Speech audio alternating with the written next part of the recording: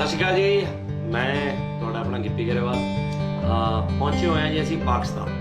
ਸੋ ਪਾਕਿਸਤਾਨ ਕਾਫੀ time ਪਹਿਲਾਂ ਤੋਂ plan ਬਣਦਾ ਹੁੰਦਾ ਸੀਗਾ ਜੀ ਵੀ ਅਸੀਂ ਆਉਣਾ ਵਾ, ਤੇ ਹੁਣ ਪਹੁੰਚ ਚੁੱਕੇ ਹਾਂ ਜੀ। ਤੇ ਅੱਜ ਜਿਹੜੇ ਅਸੀਂ ਪਿੰਡ 'ਚ ਬੈਠੇ ਹਾਂ, ਸਾਡੇ ਦੋਸਤ ਨਾਸਿਰ ਸਾਹਿਬ ਉਹਨਾਂ ਦਾ ਘਰ ਹੈ ਜੀ ਇਹ। ਮੈਂ ਆਪਦੇ ਲਈ ਦੱਸਾਂ ਵੀ ਸਾਨੂੰ ਆ ਕੇ ਬਹੁਤ ਵਧੀਆ ਲੱਗਿਆ ਜੀ, ਸਾਨੂੰ ਆ ਕੇ ਬਹੁਤ ਵਧੀਆ ਲੱਗਿਆ। ਔਰ ਮੈਂ ਸਾਰਿਆਂ ਨੂੰ ਜਿੰਨੇ ਵੀ ਦੇਖ ਰਹੇ ਨੇ ਮੈਂ ਉਹਨਾਂ ਨੂੰ ਕਹੂੰਗਾ, ਬੰਦੇ ਚਾਹੇ ਉਧਰ ਨੇ ਚਾਹੇ ਇੱਧਰ ਨੇ, ਸਾਰੇ ਇੱਕ ਬਰਾਬਰ ਆ। ਸਾਰਿਆਂ ਦੀਆਂ ਰਗਾਂ 'ਚ ਲਾਲ ਰੰਗ ਦਾ ਖੂਨ ਵਹਿੰਦਾ ਵਾ, ਠੀਕ ਹੈ। ਇਦੋਂ ਉੱਤੇ ਕੁਛ ਨਹੀਂ ਹੈਗਾ। ਆਪਾਂ ਬਿਨਾਂ ਮਤਲਬ ਦੀਆਂ ਗੱਲਾਂ ਦੇ ਵਿੱਚ ਨਾ ਪਈਏ।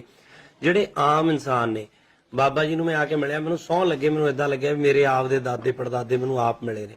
ਸੋ ਮੈਂ ਉਸ ਪਿੰਡ 'ਚ ਗਿਆ, ਇੰਨਾ ਪਿਆਰ ਮਿਲਿਆ। ਜਿੱਥੇ ਜਿੱਥੇ ਮੈਂ ਆਇਆ ਵਾਂ, ਜਿੱਥੇ ਜਿੱਥੇ ਮੈਂ ਪਹੁੰਚਿਆ, ਜਿੱਥੇ ਜਿੱਥੇ ਗਿਆ, ਮੈਨੂੰ 1% ਵੀ ਇਹ ਗੱਲ ਨਹੀਂ ਲੱਗੀ। ਮੈਨੂੰ ਐਂ ਲੱਗਿਆ ਜਿਵੇਂ ਕਈ ਵਾਰੀ ਕਹਿੰਦਾ ਆਪਾਂ ਕਿਸੇ ਵੀ ਕੰਟਰੀ ਜਾਂਦੇ ਆ ਵੀ ਸਾਡਾ ਤਾਇਆ, ਸਾਡੇ ਚਾਚੇ ਦਾ ਮੁੰਡਾ ਕੈਨੇਡਾ ਰਹਿੰਦਾ ਵਾ, ਉਹ ਕੈਨੇਡਾ ਤੋਂ ਮੁੜ ਕੇ ਆਪਦੇ ਪਿੰਡ ਵਾਪਸ ਆਉਂਦਾ ਹੋਵੇ। ਹੁਣ ਮੈਂ ਆ ਪਿੰਡ ਆਇਆ ਵਾਂ ਤਾਂ ਮੈਨੂੰ ਐਂ ਲੱਗਦਾ ਕਿ ਯਾਰ ਹਾਂ ਮੇਰਾ ਘਰ ਹੈ, ਮੇਰੇ ਲੋਕ ਨੇ, ਮੈਨੂੰ ਪਿਆਰ ਕਰਦੇ ਨੇ।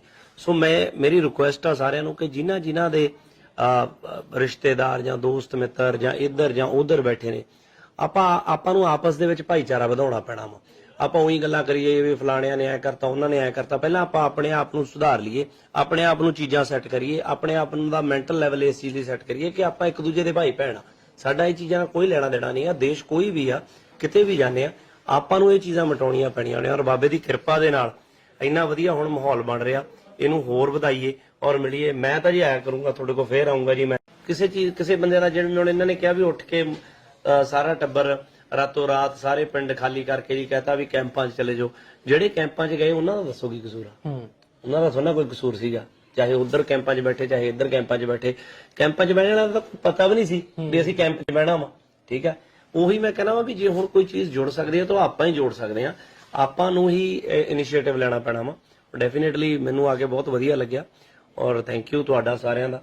ਸੋ ਮੇਰੇ ਲਈ, ਕਿਉਂਕਿ ਜਦੋਂ ਮੈਂ ਆਇਆ ਜਿੰਨੇ ਵੀ ਬੰਦਿਆਂ ਨੇ ਹਨਾ, ਮੈਂ ਖਾਸ ਕਰਕੇ ਇਮਰਾਨ ਖਾਨ ਸਾਹਿਬ ਦਾ, ਜ਼ੁਲਫੀ ਭਾਈ ਸਾਡੇ ਹਨਾ, ਉਹਨਾਂ ਦਾ ਬਹੁਤ ਬਹੁਤ ਥੈਂਕ ਯੂ। ਉਧਰੋਂ ਸਾਡੇ ਭਰਾ ਸਾਰਿਆਂ ਦਾ। ਸੋ ਜਿੰਨੀਆਂ ਚੀਜ਼ਾਂ ਹੋਈਆਂ ਨੇ, ਸਿੱਧੂ ਸਾਹਿਬ ਕੋਰੀਡੋਰ ਹੁਣ ਓਪਨ ਹੋਏ ਨੇ, ਸੋ ਬੜੀਆਂ ਚੀਜ਼ਾਂ ਇਹਨਾਂ ਨੇ ਖੋਲੀਆਂ ਨੇ, ਬੜੇ ਪਰ ਸਾਨੂੰ ਬੜਾ ਚੰਗਾ ਲੱਗ ਰਿਹਾ ਕਿ ਅੱਜ ਅਸੀਂ ਆਏ ਆ, ਅਸੀਂ ਉਹ ਚੀਜ਼ਾਂ ਦੇਖੀਆਂ। ਸਾਡੇ ਘਰ ਵੀ ਆਏ ਪਿੰਡ ਵੀ। ਥੈਂਕ ਯੂ ਜੀ, ਥੈਂਕ ਯੂ, ਮਿਹਰਬਾਨੀ ਜੀ। ਸਤਿ ਸ਼੍ਰੀ ਅਕਾਲ ਜੀ। ਮੈਂ ਤੁਹਾਡਾ ਆਪਣਾ ਗਿੱਪੀ ਗਰੇਵਾਲ, ਕੈਮਰਾਮੈਨ ਸਿਕੰਦਰ ਦੇ ਨਾਲ। ਤੇ 5 ਵਾਰੀ 6 ਵਾਰੀ 5 ਵਾਰ 6 ਵਾਰੀ ਚੱਕ 5 ਵਾਰ।